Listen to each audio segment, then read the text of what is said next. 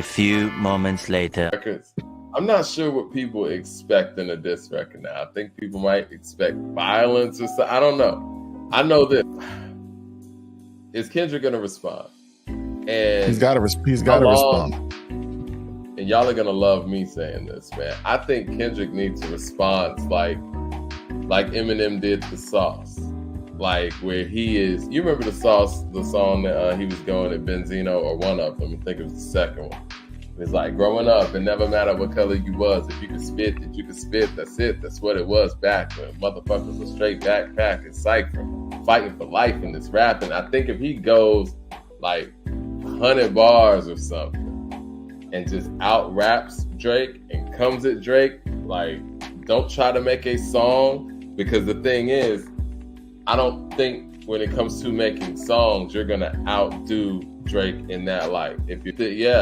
The answer for me, if I'm in Kendrick's camp, I'm like, listen, out rap him. Now Ross is onto something with this plastic surgery and stuff. Now, if Kendrick kind of goes in that route, sure, but I don't know if people want to hear Kendrick poking fun, right? I think that we want to hear Kendrick really coming with bars and really coming serious and really just showing everybody that, yo, you can't rap on my level. That is the direction. At what point are we going to start? I mean, I want to do a clock. I'm not joking, Mike. I want to put a clock up on our page, like a countdown, like day 2, no response from Kendrick. Day 3, no response from Kendrick. Day 4, no response from Kendrick. At what point are we going to be like, okay, it's over? Kendrick doesn't have the luxury of ignoring this. So he's going to need to respond. And I'll say, man, 2 weeks tops. And you know, same thing's happening with Kendrick, man. He's not responding. And everybody was talking like he was some big bully after he put out Like That. We thought it was on. We thought he was going to start responding. He not going to respond. Can I speak on that, Mike? I'm not even interested no more with it, man. I don't even care. And what I don't like, though, is this narrative on social media now, and they're using other artists to do this. It's like talking about how everything's WWF, this and that. They don't have a problem. Man, forget all that. We talking about on wax, and we know these guys ain't got no real problems for real. We know ain't nobody gonna swing on nobody. This is competitive stuff, as it's been from the beginning. And they're giving Kendrick all these cop-outs to be like, well, you know, so Kendrick doesn't have to go out here and hold his own against somebody that he should be able to dust. You know what I'm saying? Like all of these lawsuits with the AI and all that, and this conversation about the AI. Conceptually, this song wasn't even about the AI. It wasn't about any of that. Everybody's out here trying to change the subject so Kendrick don't have to go out here and prove all the shit that he said. White boy, white boy, white boy. Crody, Crody, Crody. Do they even have Wi-Fi on that cargo plane? He may not even heard this yet, but look, white boy, I know we not friends, but let me give you this advice, because you ain't got nobody around you, or you ain't got no real niggas around you. Let me just put it like that. Ain't no real niggas. Stop. Don't respond. Don't respond. You ain't even peeped when the intro came on with the Teddy Pendergrass. That was that black vibe. Don't do it. Don't go write a 8-minute verse that, I know, nigga, Yachty, I know you want to get that money. You ain't wrong, nigga. Keep buying them big houses. But I'm going to tell you this like a real nigga. Ain't no more BBLs. Ain't no more ass fillers. Ain't no more cheek fillers. Heard that Kendrick Lamar diss. I fuck with Kendrick, but that shit was going on the cob, man. You know what's crazy, man? The light-skinned niggas is winning, man. 3-0, man. Fucking Drake up 2-0. Motherfucking Chris Brown up 1-0. I just take me back. I remember in the motherfucking late 80s, the motherfucking light-skinned niggas ran everything up to the late 80s. Then motherfucking Nino Brown pistol whip every light-skinned nigga in motherfucking New Jack City. Then they had it bad all the way up to motherfucking Steph Curry and Chris Brown and Klay Thompson and Drake. And now them light-skinned niggas just doing what they want, man. Y'all even let Wallow light-skinned ass come home from jail after doing 7,300 fucking days and win. Light-skinned niggas just think they run the world, man. You dark-skinned niggas better step your game up, man. It's real.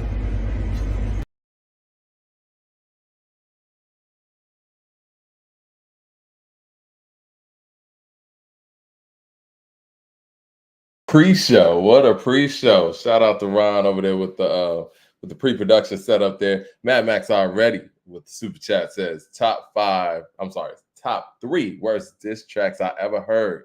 Drake 2-0. If he drops again, it's gonna be a body bag. 30. Oh man. Okay, we got in the chat right now. You know what I'm saying? Who's up right now, Drake or Kendrick? If you haven't heard, if you've been living under a rock, shout out to everybody coming in the room. Thumbs up in the chat. Shout out to everybody in YouTube. You already know how it is on our YouTube channel. Mad Max also says, how you start your diss with the laugh of my ass off. Come on, son. That joint was weak. Okay, we're going to get to all of that. First of all, if you're living under a rock, Kendrick Lamar has finally responded to Drake's Push-Ups record. I want to say it's maybe 16 days in.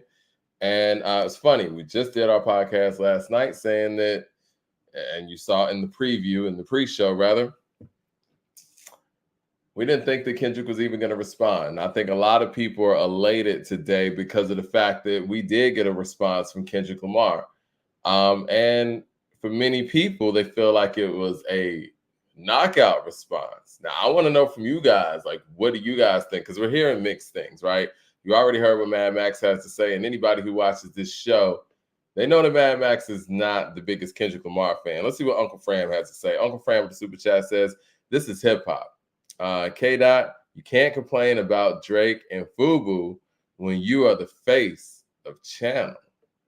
Hold on. This is hip-hop, K-Dot. You can't complain about about Drake and FUBU when you are the face of channel. Chanel. That's what he means. Yeah. You are the face of Chanel. That's a good one. I want to get to that too. So a whole lot going on here. All right. First things first. Ron hit me. Ron Vay hit me. They were all excited about the record. And for many people who watch this channel watch a mic check, you know that Ron's not the biggest Kendrick fan. He thinks that this record was awesome. Let me go to what he texted me earlier. So y'all know it's real. And I was sitting there like, okay, well, I got to hear this record. So he heard the record first. He said, let's see, let me go to this real quick. Thumbs up in the chat, everybody. Thumbs up. He said, okay. Boom, boom, boom. Kind of no, yesterday. Okay. It was, well, damn. He said, I'm not the biggest Kendrick Lamar fan. Not of the theatrical shit, but his response was lethal. Got to keep it a buck. And when he said that, I was like, okay, well, let me go check this out. Because like I said, Ron's not the biggest Kendrick Lamar fan. Thumbs up in the chat. Let's get some people in here. So when I heard the record, I felt like, first, all right, beginning to end, I don't want to even break down the beginning, middle, end. We'll probably do that on tomorrow's show. This is going to be like a real, short recap. I really need some time to actually analyze the record even more.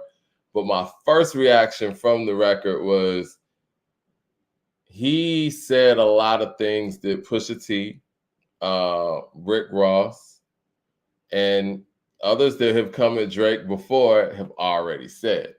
Not saying anything was recycled. Again, this was a little bit more surgical in certain ways, but I didn't really hear anything new outside of the fact that, and it's something I've said on this channel before too, when he said that he didn't like Drake saying the N-word, it was cringy to him.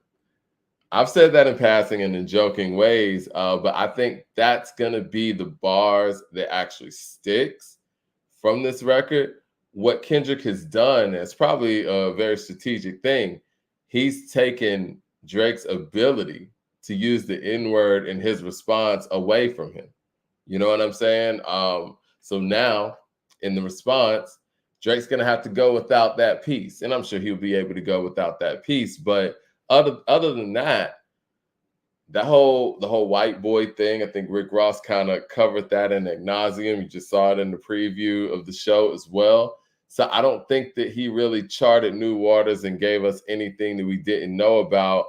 And as far as the father thing, the father-son thing, we already know Pusha T kind of exploited that 6 years ago. And honestly, I think that's kind of a 6-year-old narrative because, 6 years ago, when Pusha T put that in his record, we didn't know about a child at all. You know what I'm saying? So now at this point, it's hard to even, unless you have a personal story or something that you actually want to go further on, I'm not sure where Kendrick's basing Drake not being a father. I mean, like, what is he basing that on? Because, I mean, we have seen moments, social media, whatever, where Drake has been a proud father, wished his son happy birthday, done all of these things. So unless he has more to even tell us on that end, it seems like he's kind of just carrying over a narrative that Pusha T started out with 6 years ago with the story of Adidon. All 7 with the super chat says Drake stands are not going to admit any diss at him is good. They're biased, and some of the worst. I can see that too, but I think that's on both ends. I think that's where we are, and this is what social media has done as well. Like, it has made cheerleaders for both sides even stronger. I think the people who ride with Drake are the people who ride with Drake, and the people who ride with Kendrick are going to think that this is amazing. And, vice versa. People who are riding with Drake thought that Push-Ups was amazing. We're living in a different landscape now. And I think that, this is far from over. I think Drake's definitely going to respond to this. I'm going to have to say, just off first listen, and the fact that Kendrick did respond and responded in the way that he did, and looking back at some of those clips that Ron cut up, I'm like, man, Kendrick or somebody either thinks like me or was really listening, because he did exactly, some of the things that I was thinking that he needed to do to win. He barred him up, out-rap him. That's what you do. And so he really leaned on his rap skills on this. And I think that this record built up. One of the other things that he did that I thought was smart is he called himself a hater. So now on some 8 Mile B Rabbit shit, Drake can't even use that in a response anymore because Kendrick owned that. He owned it. Yeah, I hate you. I'm a hater. Yada, yada. But Yachty's name is thrown in there. The Ghost Rider's names were thrown in there. It's very strategic in that way. Mad Max of the Super Chat says, Push said it better. Well, Push's situation was a little bit better too, because the timing of it all made sense. It was more of a reveal when Push did it. Now it sounds a little bit more like, just talking shit, for lack of a better term. It doesn't really sound like it's coming from a revealing place. Like, what do we get from this diss record about Drake that we didn't know already? Drake does have the advantage of the fact that people have been hating on him for a long time, right? People have been saying things about him for a long time. And another thing that I said, and I saw in the clip, I was like, I think Ross is getting somewhere with this plastic surgery stuff. And Kendrick touched on that as well. MC with Super Chat says, he could be talking about other kids that Drake has. He could be. But, again, I would think if that were the case, he would have gone a little bit further on this record in that vein, right? DJ Bruce Almighty with the Super Chat says, that YMW Melly line was fire. It was. Yeah, that was a good placement, good name drop. One of the things that Ron said to me is the fact that Kendrick didn't go with Cole, but I feel like he did. You know what I'm saying? Even with Cole bowing out, that line, the whole, 3 goats line. And I was talking to the homie Brandon today, and he brought up something that made a lot of sense. So Drake is getting a lot of flack for, the white side of his family, right? Him being mulatto, and they're calling him white boy, this, that, and the third. Well, J. Cole's mulatto too. And maybe J. Cole knew that this was going to be the narrative. So let's just say, hypothetically, J. Cole stays in this, and he's going in this back and forth too. Well, if Drake's a quote unquote white boy, how are they going to absolve J. Cole of that as well, right? And I think that J. Cole, with his brand and him being the freedom fighter that he is, and being the socially conscious of all three, well, Kendrick and Cole are both socially conscious, but I would say that Cole is probably a little bit more, I don't want to say aware, but more socially conscious in that, like, that's his brand. You know what I'm saying? Like, Kendrick's brand's a few things, but J. Cole's brand is definitely being socially conscious. And if they're throwing around, white boy this and that around him, that really hurts that part of his brand. So maybe, and this is just me speculating, maybe that was cause for him to say, you know what, this isn't worth it. Let me chill and let these two duke it out, because these are the two that really have issue with each other. I think that Kendrick leaned on his rap skills. He didn't really give us anything new. He didn't say anything new.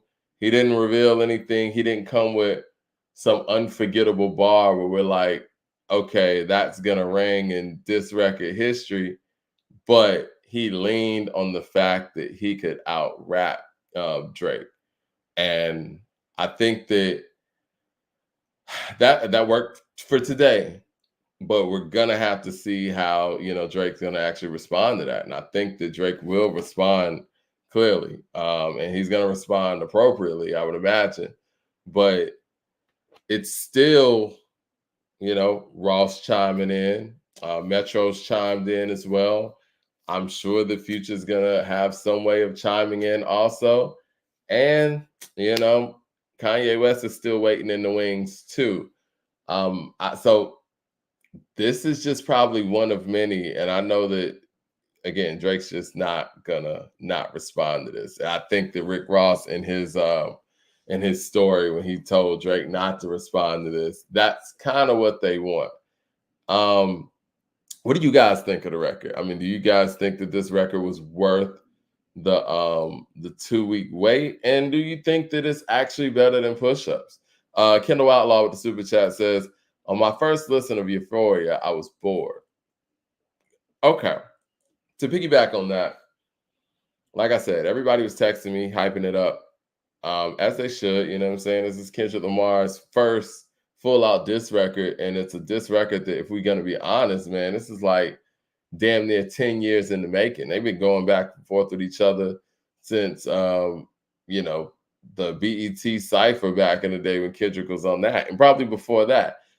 So when I heard it, I was like, okay, I just felt like the build-up took a little bit too long, and I'm not nitpicking. I'm trying not to nitpick, right?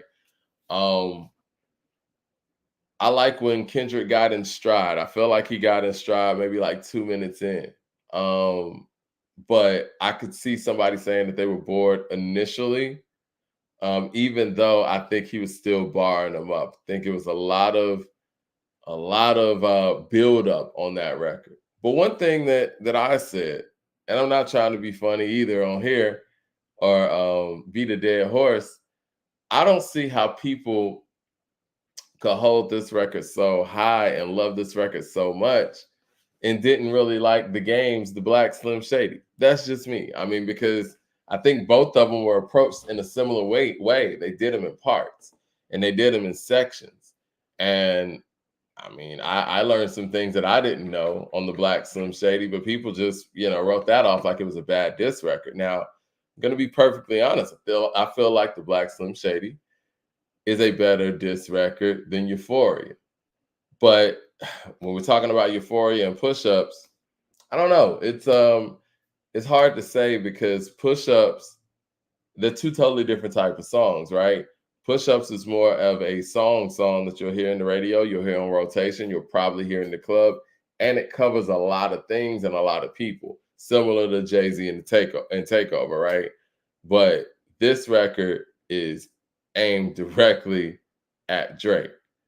I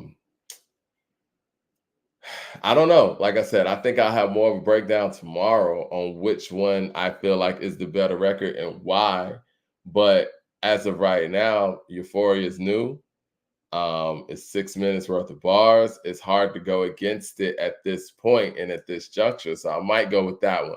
Jermaine Johnson with the super chat says, this was an awesome response. What I expected. Yeah, I mean, if we're talking about just straight up responses, I think he responded appropriately. It's nothing else you can ask for at this point. And for him to respond appropriately, we would have to say he's up at this point. I don't think that his response was a letdown on any given metric.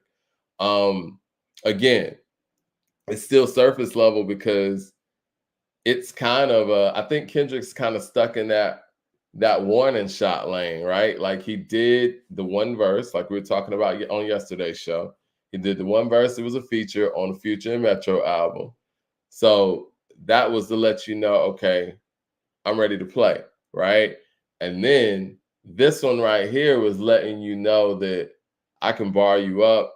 These are some things that I can say, but I would think, just like the rest of us, and now that I know that Kendrick kind of thinks on similar wavelengths as I, based on how he was responding, Kendrick has to know that Drake's going to respond and respond fairly quickly.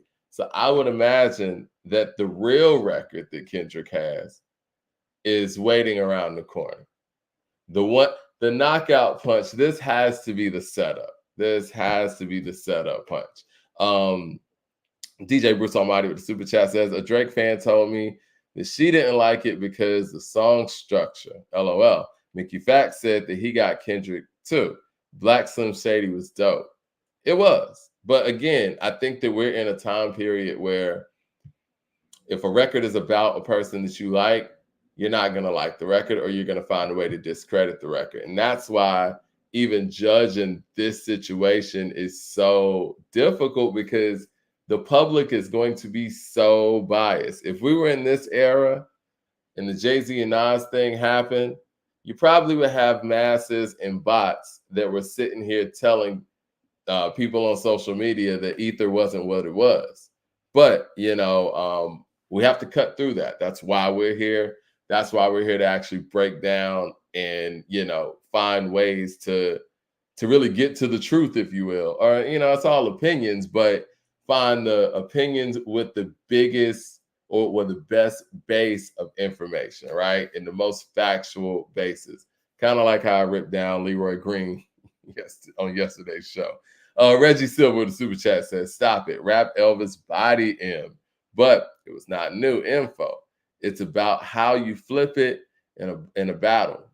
Kendrick cooked just like Drake cooked. Give props. Yeah, he did. And that's what I'm going to say. He's up right now. You know what I'm saying? And because, again, he responded appropriately. Mad Max with the super chat says, Mike, I told you Dot was going to do beat switches. Excuse me. Say, Mike, I told you that Dot was going to do beat switches. A lot of things being said, but nothing you're going to keep. It's good for April 30th. By June 30th, it's whack. Brian G with the super chat says, Kendrick's up 2-0. Drake can't escape like that. It's being played everywhere. The whack AI song failed, and now we got Ether Part 2, U.S. over Canada. It's become a U.S.-Canada thing.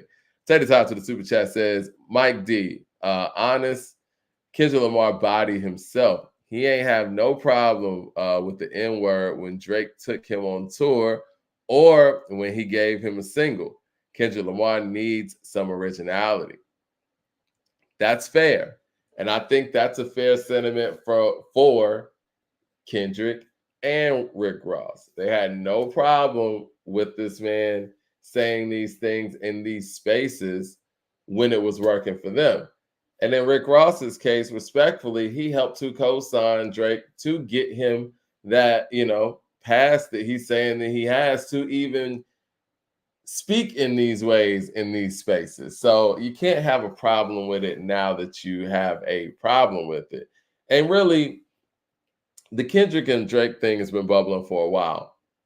But I really want to kind of understand where this Ross and Drake thing is coming from to this level, because this has to be more than a cease and desist. You know what I mean? Like, these guys was, I don't want to say thick as thieves, but I mean, when Rick Ross was on Drink Champs, he was singing Drake's praises, talking about he's like the 2% of the 2%, talking about as a writer, he's the top of the top. And now he's trying to say that Lil Yachty's writing this stuff. It's like, how did we flip from that?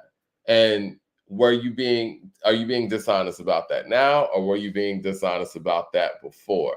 And what really happened? It can't be just a cease and desist. So, I mean, respectfully, Ross, I mean, we would like a little bit more clarity on that part of it and where this part of it's coming from.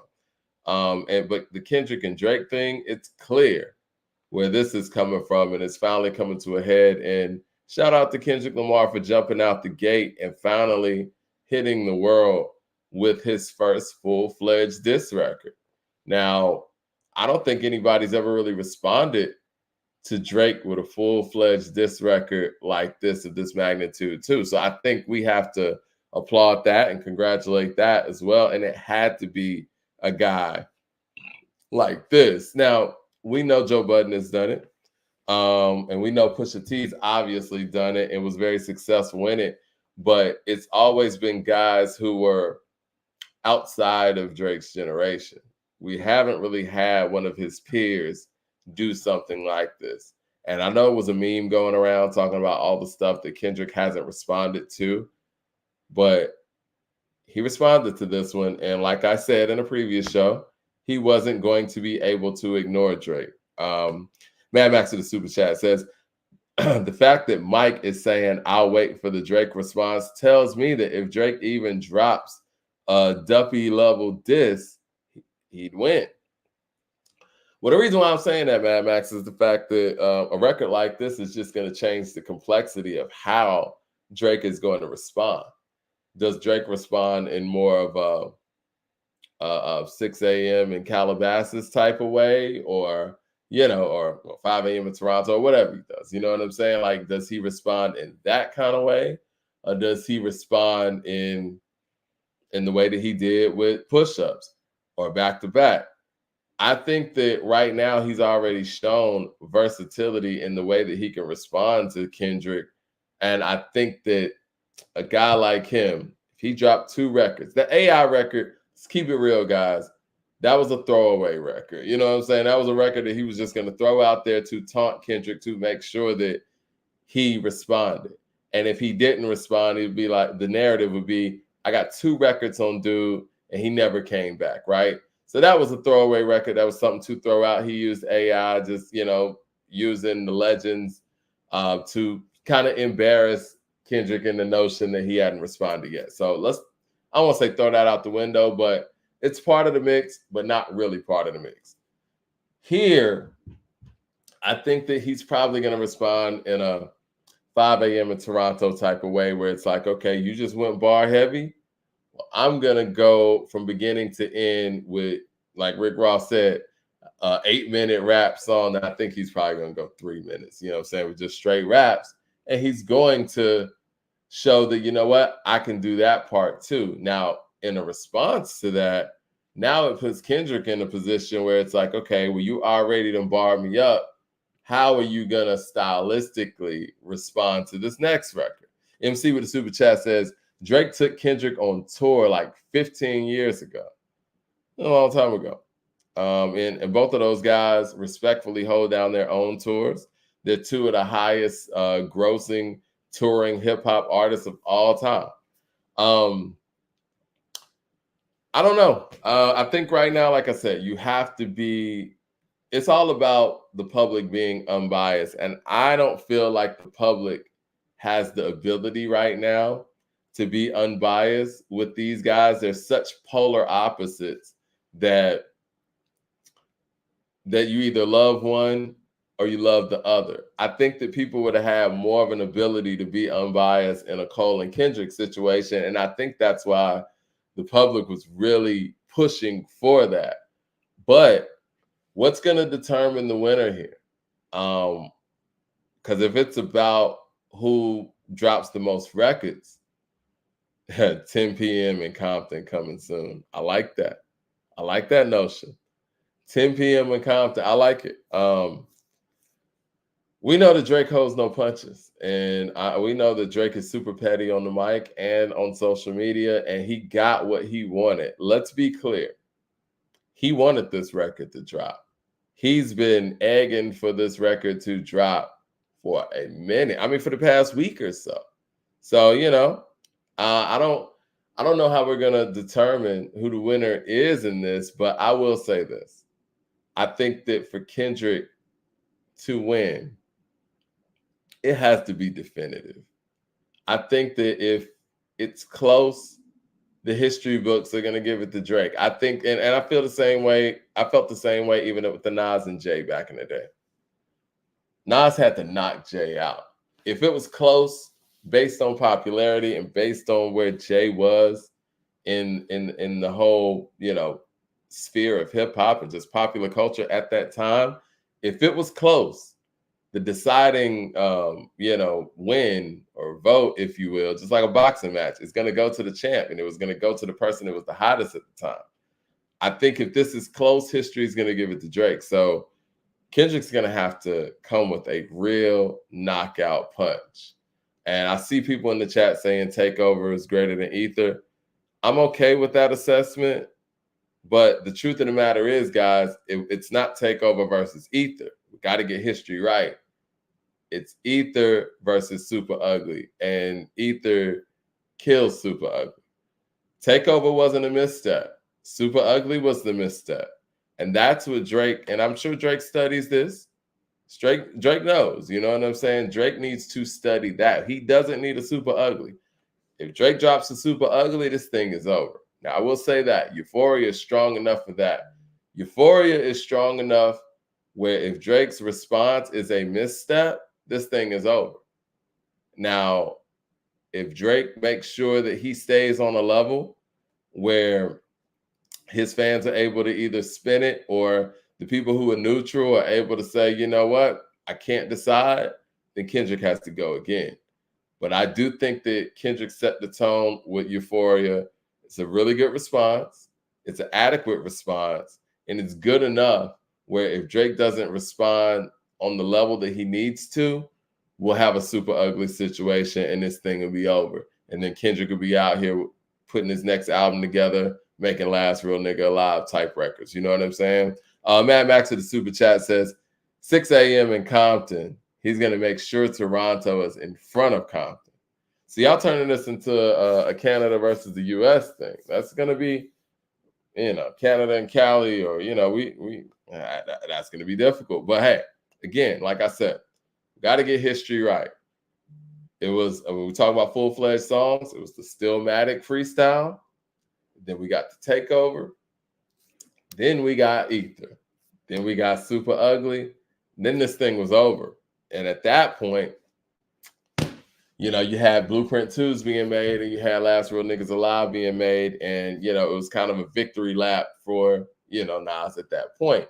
So if Drake has learned anything from history, and this is why history is important, you have to learn history or you'll vastly repeat it. You don't want to go out there and make a Super Ugly right now. You do not want to go out there and make a Super Ugly. A Super Ugly will mess everything up for Drake. And Euphoria will be uplifted and elevated in hip-hop history.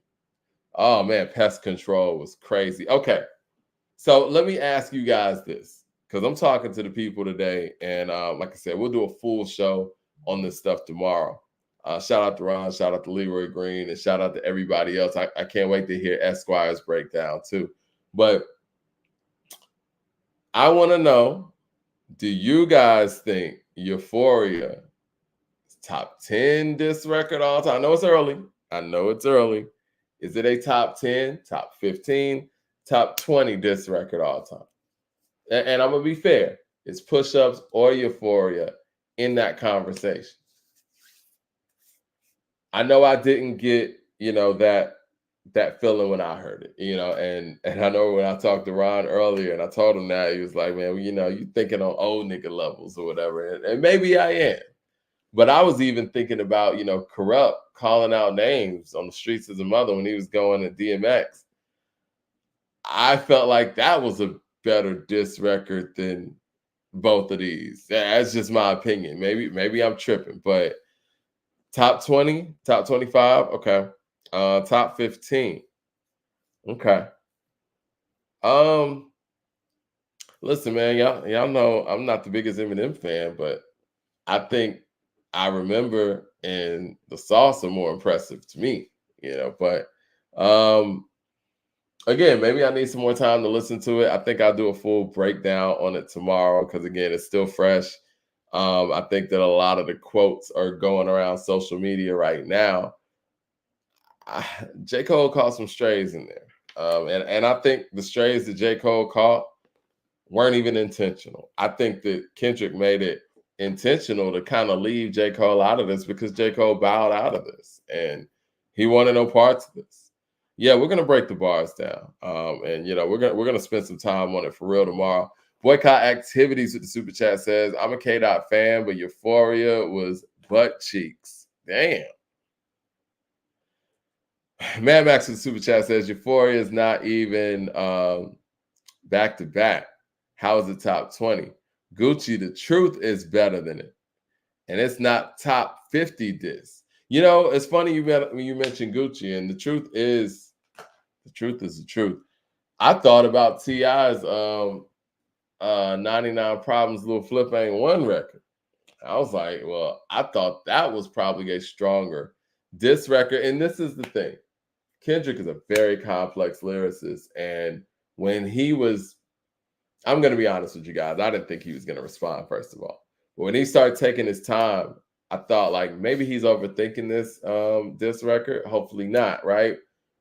But when I heard it, I'm like, it's a lot of words in it. And I don't want to, talk like, shit's too complicated because we love lyricists and lyricism. But one thing that Eminem did say in the sauce was the fact that I'll waste this pad of this pencil for me to write some shit this simple. Break it down. Listen closely as I break it down and proceed. Diss records have to be, the most effective. I won't say have to be. The most effective diss records are right there in your face. Complex rhyme schemes and complex rhyme couplets and, innuendos and all of that stuff don't really play the best when it comes to diss records. So you have to be to be the most effective, have to be upfront and straight in your face. Like the most memorable moments on back-to-back, since Mad Max wants to mention back-to-back, is that a world tour or your girls tour? Those are memorable moments. That ain't what she meant when she told you to open up more. Things like that. You need those simple, in-your-face quotables. And I'm not sure if this record actually achieved that. It just showed us that, again, Kendrick is the superior lyricist. And I know I said in a previous show that he's going to have to out-rap him. And I think he did that. But what I also noticed, and I don't know if it's vocally, stylistically, or whatever, but Kendrick doesn't sound like the MC that he was a few years back. And it feels like something's missing on that level. Now, I could be tripping. Maybe that's just him kind of baiting him for another record so he can come with the knockout punch. Joe Young with the super chat says, what's up, Mike? I haven't been hitting you up. The It was solid. I guess the shit was solid. Let's be real. Drake's using AI. You're losing points. But he's spitting on, and give it time, Mike. Yeah. We'll give it time. That's why I didn't want to react too much. But see, the thing is, somebody said yesterday, Mike, they were talking to me directly. They said, Mike D, Kendrick responds, are you going to talk about it? And, I'm a man of my word.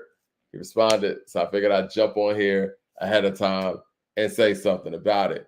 Let's say Dot fell off 10 years ago. Nah, I think people are being too harsh on Dot. And maybe I am too, because Damn was literally, 7 years ago now? It was 2017. Yeah. 7 years ago. And I can't expect somebody to sound as fresh as they did 7 years ago in the current. Unless your name is Nas, right? But maybe we're going to hear that beast come out in the next record. Yes, that was you, Michael Brown. I remember. His voice does sound weird, and I'm not trying to nitpick. And if we're talking about both guys, they said, do the polls even mean anything? People, man, we got 462 votes, and y'all got Kendrick up 78% to Drake's 22% right now. Damn. Yeah, his voice sounds a little weird right now. I think if we're talking about between two guys and we're splitting hairs here, right? Drake sounds a little bit more into form in his record than Kendrick does in his record. Shout out to LP with Super Chat, showing love. He says, K-Dot did what he needed to do. He had a full response, rebuttal, was direct, responded in a timely fashion, and let him know there was more. Good response. I agree with that wholeheartedly, LP. And I feel like with that being the case, he's up right now. And that's just what it is. And it's going to be on Drake to respond to prove different. I think Kendrick took a ether style approach. And when I say ether style, he came with the full record. Because I think that Push-Ups is more of a takeover style. He's dissing a bunch of people in it, right? Kendrick got most of the bars, but it's about a bunch of people. And I say the AI record, like I said, I don't really put that in this. I don't think history is going to remember the AI record like that. That was directed at Kendrick, but that was more of like, yo, where's your record at type of response. So if we're talking about responding adequately, I think Kendrick did that. He put the move on Drake to say, yo, I'm going to need you to top this record. And if you respond too quickly, there could be one of these super ugly moments. And if you respond in something that is clearly under because he can't come with that AI joint on it. Like if he responded with the AI record to this or something that was on that level, Drake loses. That's it. You know what I'm saying? This thing is over. We can pack up our stuff and go home. But what Kendrick did with Euphoria, he put enough of his skill set in there and enough out there where he didn't totally blow his load, and he left something out there, hopefully, and he came with all the things we already know, but used his skill set.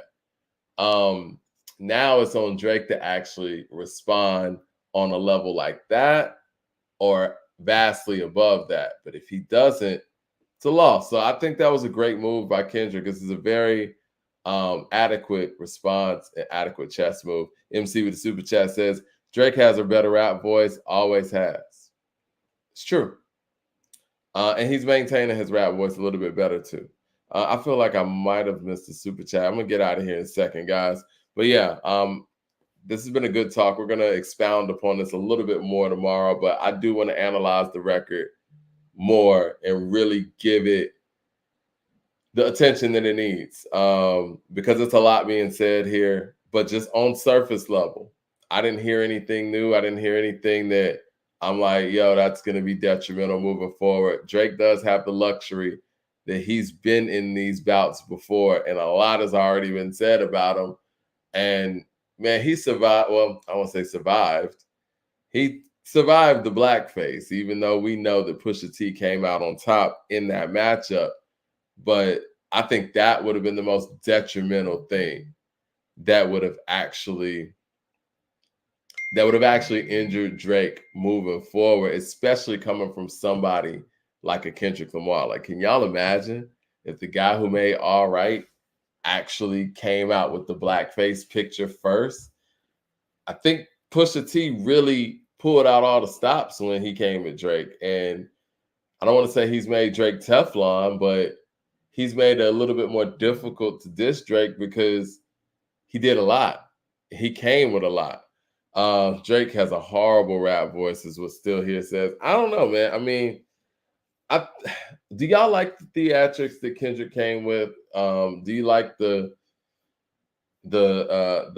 vocal inflection that Kendrick comes with? Is that something that we want to hear in a diss record? Or do we want to hear a diss record approach like the Chris Brown diss record? Because I feel like Chris Brown's record going at Quavo got such a response because of how Chris approached it. He approached it with just straight up viciousness and aggression. And if we're being honest with ourselves, all the diss records that we've heard this year, Chris Brown has the best one. I hate to say it. Do you guys got Chris Brown's diss record over Euphoria, or do you think Euphoria is a better diss record? I want to put that in the chat. I want to see if people feel like Chris. We'll put Chris in there. We'll put Drake in there. We'll be fair. Put Quavo in there, and we'll also put Euphoria in there. And we'll make sure they say Chris is the best. No, we gotta poll this. Let's see who had. I'm gonna put it like this. We'll make it very simple because I know everybody probably doesn't know. Let's see. Hold on 1 second. See, people say I sound goofy when they don't agree with me. I've always been talking like this. I'm trying to actually be unbiased in these opinions. I like Kendrick, and I've already said Kendrick's up right now. Like, what else do you want from me? Like, let's see. Who has the best? Yeah, all right. Let's see. We got, let's see, Drake, Kendrick, Chris Brown, or Quavo. I'm interested to see how this is actually going to go. But yes, we got the poll up right now. Yeah, who has the best diss record this year? Drake, Kendrick, Chris Brown, or Quavo? And with you guys' answers, okay, it's between Kendrick and Chris Brown, looks like. So I think people really like the approach that Chris took to his record. And there was an element of surprise there too. And someone said Chris surprised us all. That's what diss records are about, right? I think that even when we talk about back to back and what Drake did to Meek, it's revisionist history now because we know it happened, but no one was expecting Drake to come with that record. I mean, that the line, you getting bodied by a singing nigga. You know what I'm saying? Like, he came with that narrative that Chris Brown even rode with this year. Like, you getting bodied by a singing nigga. Like, give me the quotes, guys, and we can delve into this a little bit more tomorrow, but what are the standout quotes on this record and on push-ups? Push-ups has a hook, so the drop and give me 50 is probably one of those ringing in your head that you're going to remember. But what's the memorable line in you guys' opinion on Euphoria, or is it not a record that's meant for that? Blue Collar Hustle with the super chat says, Mike, the thing with Chris Brown's diss is that ultimately nobody cares about it or Quavo. People have been foaming at the mouth for this Dot/Drake battle. No one will remember the Chris diss in a month. Okay, I'm with that because people are gonna remember it happened, but I don't even remember the name of the song off top, right? So the Sexy Red bar. Okay, y'all think the Sexy Red bar? Okay, because you know what? I will say that Kendrick did take it there with the Sexy Red bar and him talking about, he basically questioned the man's sexuality. I didn't think Kendrick was going to take it there, but he took it there. And I think at that point, man, like the response from Drake, it's gotten real. Drake's got to really go in on his response with that. Chris Daughtery with the super chat says, Raw song is better replay value. I haven't gone back to Ross's record. It came so quick. It felt like it was already in the chamber, but I do remember it being a very dope record. But like I said, no one really came to see that. Everyone came to see the Drake and Kendrick show. We want to see how that showdown goes. And I think the Ross song would have been more memorable if these guys weren't already in the mix. And I'm going to say this respectfully too. Nobody came to see Kanye and Drake at this juncture either. This is about Kendrick and Drake. And I would respectfully say that our OGs might need to, sit this one out and let these guys duke it out. I'm not saying bow out in the way that J. Cole did, but I do think that they maybe need to think about just letting Kendrick handle this, because similar to what happened when Drake and Pusha were going at it, when other people get in, it kind of undermines that person is supposed to be about. Because Kendrick can hold his own. He just proved that with Euphoria. He's Kendrick Lamar. We knew he could do that anyway up against Drake, right? He doesn't need Kanye chiming in. He doesn't need Future chiming in, Metro chiming in, or Rick Ross chiming in. He doesn't need that. Let him handle this. He got this. I mean, he didn't even need Snoop or any of those guys to chime in, and that's why I feel like they chilled out, because they know that he can actually do that.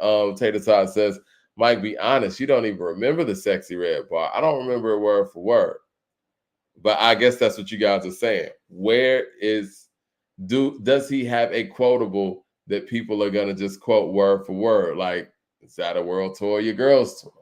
That's memorable stuff. When I heard Back to Back, I heard that line, it stood out. You know what I'm saying? They said poll, which is better, push-ups or Euphoria. I'm glad you said that, Super Duper. We actually did that on the Facebook page. I'm going to go to the results of that before I get out of here. Blue Collar Hustle with the Super Chat says, I don't think Dot's diss is comparable to Ether. Ether is direct dismantling of Hov's entire persona. Euphoria is more dense with lots of entendres and metaphors. When you re-listen, you will get more. What do you guys get? What do you guys feel like you got out of listening to Euphoria? Like, what did it change for you in terms of Drake, right? Let's get I think Leroy's trying to come in. Yeah, Leroy, come in here for the last 10 minutes before we get up out of here. But what did it actually change for you as far as like what you know about these two MCs and what they're about and how they move? Like, did it change anything? Mad Max to the Super Chat says, Doc alluded to trans activity, but his auntie is a man now, I thought.